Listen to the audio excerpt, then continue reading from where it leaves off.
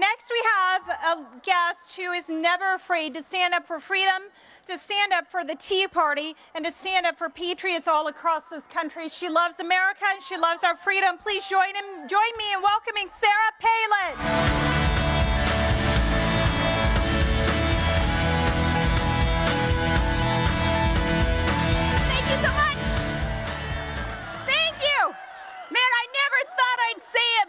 You all are a lot tougher than Alaskans, being able to be out here. I'm roasting, I'm melting. I've always said though, sweat is my sanity. So as I sweat, let's bring some sanity to this discussion about this insane treaty that's in front of Congress. Thank you for being here and raising a voice of sanity, for gathering to uphold the promise that was made, that promise never again. And thank you for gathering as we can, because we are still a free people. And if you love that freedom, think of that. We thank you. Oh, and since our president won't say it, since he still hasn't called off the dogs, we'll say it. Police officers and first responders all across this great land, we got your back. We salute you. Thank you, police officers. Okay, of course Obama's deal is insane to anyone but Iranian regime sympathizers. It's betrayal of U.S. hostages. He left them behind. It's betrayal of America. He has strengthened our enemy. The whole premise of this thing, it's wrong. We're negotiating with the braggadocious #1 state sponsor of terrorism.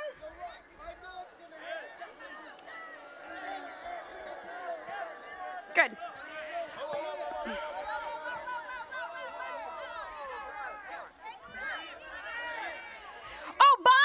Never even clenched a fist against a wicked regime where anti-Semitism and Holocaust denial is official ideology, and with state-sanctioned torture and killing of women just because they're women.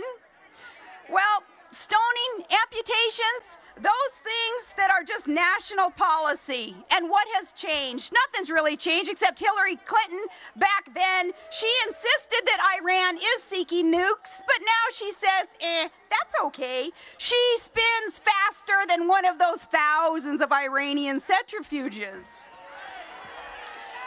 The blood of U.S. soldiers is on the Ayatollah's hands, and we dare shake that hand in negotiations. Our sons and daughters sacrificed in Iraq, still in Iraq, and they're there to disempower the extremists in their neighboring crazy land, Iran. Yet the white flag was waved at the table in these negotiations because Obama had a squishy objective to start with instead of our solid rock objective to put America first. Hey, you guys, remember in 2012?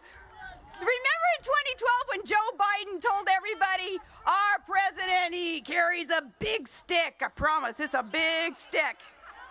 Well, little did we know he was talking about Obama's selfie stick.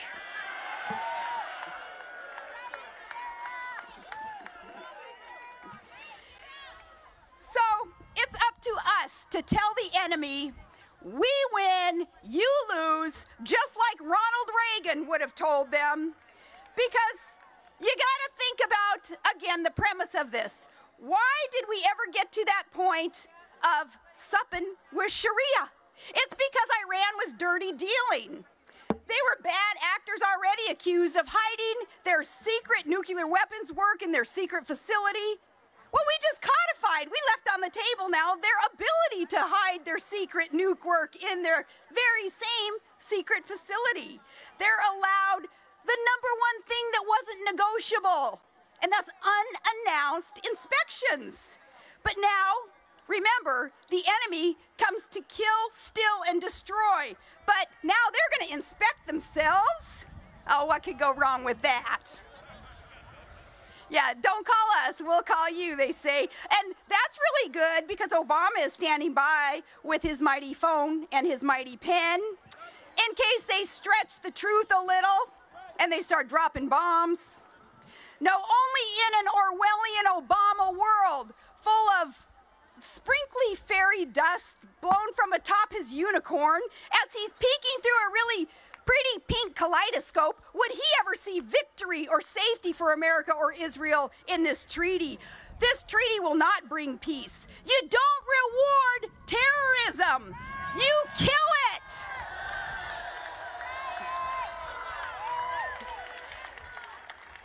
You don't lift sanctions. You crack down on their assets. You cut off their oil and drill, baby, drill for our own. We don't retreat, we reload against any foe daring to test us, and that is what Iran just did. They tested us. So Congress, you gotta kill the deal. The president is playing you, Congress, again. He so disrespects you, Congress, and our Constitution that he won't even bring the treaty to you wholly. You can't this time, Congress. Gotta pass it to see what's in it. Not this time.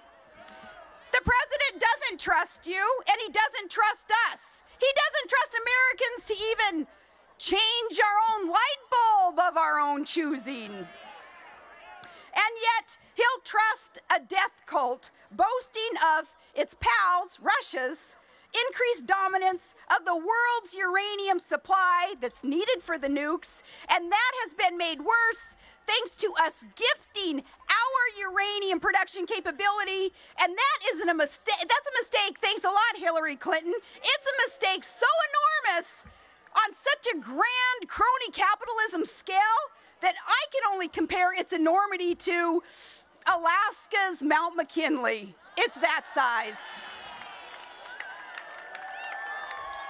So up there in Alaska, across the way, Russia, you know, there's a name for this taking advantage of America.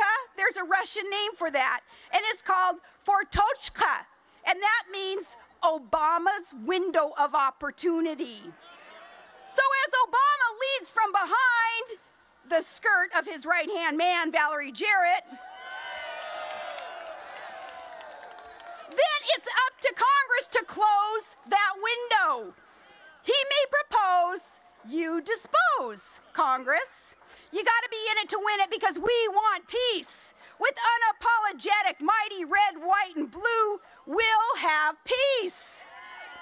Because war is hell. Yet, as in all other things, this administration loves conflict so much that they'll take pressure off the bad guys, they'll reward bad behavior. Yeah, that's an Obama world with borders wide open, IRS harassing, servers a-wiping, where his bad actors are rewarded while a Christian clerk goes to jail.